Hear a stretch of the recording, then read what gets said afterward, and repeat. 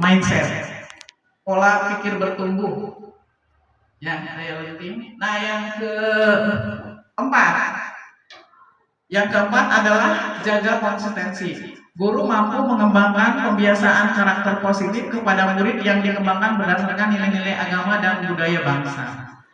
Nah, di sini ya, kalau kita pembiasaan karakter positif itu bagus sekali daripada kita menghukum siswa dengan restitusi positif tuh yang kalau misalnya kamu tidak mengerjakan tugas berarti kenapa. Terus kita jangan dihukum dengan fisik, tapi disesuaikan dengan tugas yang diberikan. Yang kelima, jalin koneksi. Guru BK dan guru non BK mampu menjalin koneksi dan melakukan komunikasi empatik dalam upaya memberikan dukungan awal kepada peserta didik sesuai dengan kebutuhan psikososial. Jadi di sini ada keterampilan mendengar aktif. Jadi kalau misalnya ada murid melakukan sesuatu itu kita dengarkan dulu. Kenapa nih murid itu melakukan itu? Kan pasti ada ininya ya, alasannya. Sebagai pendengar aktif, ini ada yang bagus nih. Sini. Dengar, ini ada ya rumus mendengar aktif. Dengar jam nih. Ini adalah dedikasikan tubuh dan jiwa, yang E-nya ekspresi diperlihatkan. Jadi kalau misalnya ada murid yang ngomong tuh kita harus mendengarkan, kontak mata ya, tubuh kita juga. N-nya netralkan posisi, G-nya gangguan hilangkan, A-nya amati isi pembicaraan, R-nya respon, J-nya jangan dipotong. Jadi kalau siswa sedang ngomong jangan kalau ibu nama inilah apalah gitu ya. Jadi itu mendengarkan dengan aktif. Yang keenam ya. Keenam. Oh, kelima. Keenam ya. Ya, yang ini yang keenam, bangun kolaborasi.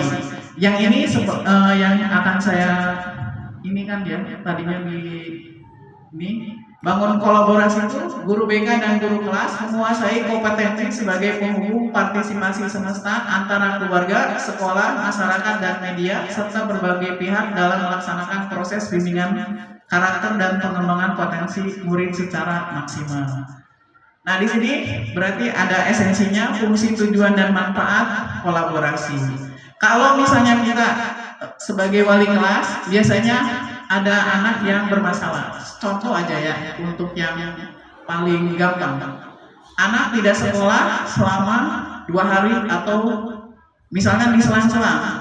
Hari Senin nggak sekolah, nanti 2 hari kemudian nggak sekolah lagi. Nah, untuk wali kelas kan harus tahu kenapa anak itu nggak sekolah.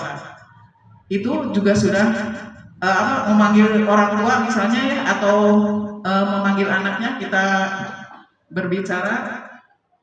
Namanya kalau di BK adalah konseling ya, konseling individu, menanyakan kenapa nggak sekolahnya. Nah, nanti kalau misalnya ingin lebih bagus lagi, mungkin kita memanggil orang tua siswa. Itu namanya kolaborasi.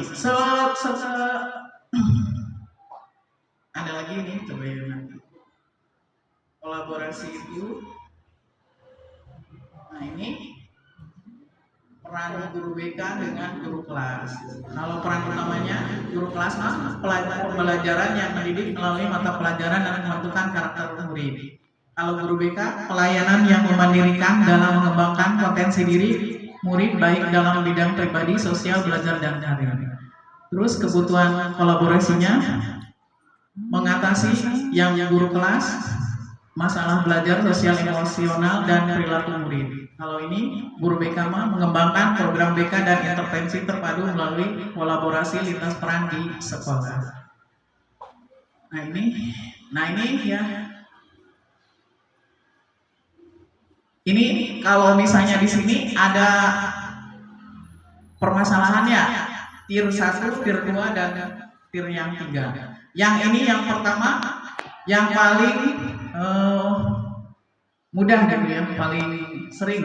Misalnya kesulitan akademik ringan, ketidakteraturan perilaku ringan seperti gangguan kecil di kelas, kurangnya keterampilan sosial dasar atau emosional, Ketidakhadiran atau keterlambatan ringan. Untuk yang keduanya, murid tidak bisa perilakunya berulang, sudah dikoreksi, sudah dikasih himbauan, tetap diulang-ulang. Itu berarti termasuk kepada yang dua. Dan yang paling ini adalah gangguan mental seperti kecemasan berat, depresi atau PTSD.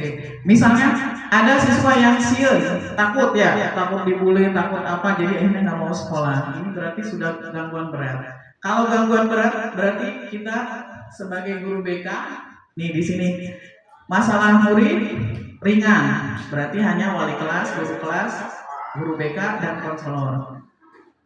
Dari mana temuannya? Kalau misalnya kita ada masalah, bisa dari guru piket, guru mapel, atau orang tua sendiri yang ngomongnya. Dari sini, kalau yang sedang dan berat, kita langsung ke kepala sekolah. Kepala sekolah tidak mampu, kita referan kepada bisa guru lagi, bisa BK, bisa psikolog, dokter ahli. Seperti itu. Nah, sini ini juga sama ya. Kalau masalah akademik dengan siapa, masalah ketidakdisiplinan, masalah presensi ketidakhadiran, ada buktinya. Kita suka punya di guru piket, lalu ada bimbingan dari wali kelas, oleh guru BK, ya di konseling, masalah murid tuntas, terus kalau belum tuntas berarti panggilan orang tua, home visit, dan yang terakhir adalah konferensi kasus. Kalau ini sudah berarti ada juga yang referral, begitu. Ini untuk yang 7. Sekarang yang 7 ya. Ini menata situasi. Di sini guru mampu mengoptimalkan peran seluruh ekosistem sekolah dalam menciptakan iklim sekolah yang aman, nyaman, dan menggembirakan. Jadi di sini maksudnya sekolah itu harus menjadi tempat yang ternyaman untuk siswa, sehingga siswanya bisa berkembang, berprestasi ya, akademiknya baik.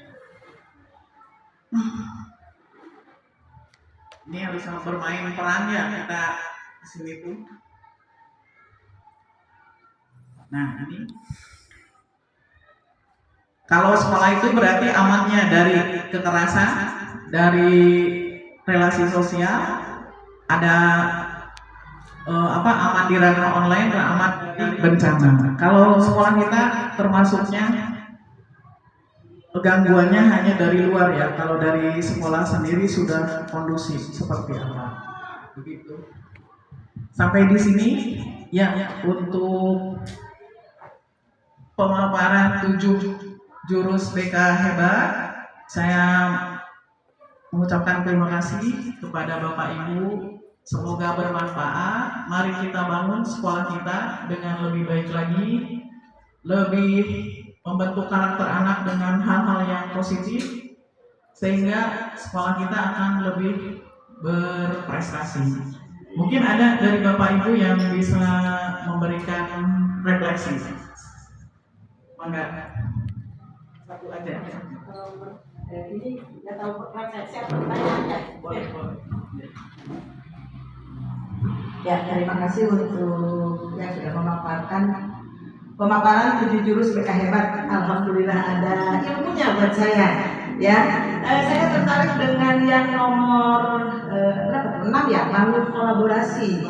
Di situ bangun kolaborasi ada kolaborasi antara BK, wali kelas, orang tua siswa, siswanya sendiri dan mitra atau dan konselornya ya.